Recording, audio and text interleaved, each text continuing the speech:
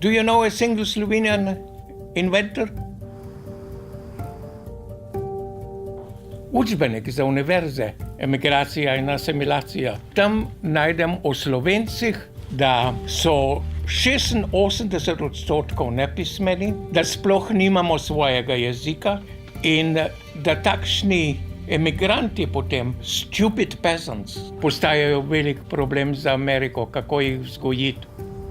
In to me je potem tako presunilo, da sem mislil, ni druge rešitve, kot da sami začnemo raziskovati.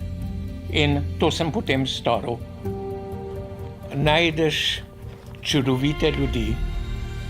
Ogromno teh se je težko borilo, da so postali inženirji, profesorji, tovarnarji, inovatorji, izumitelji.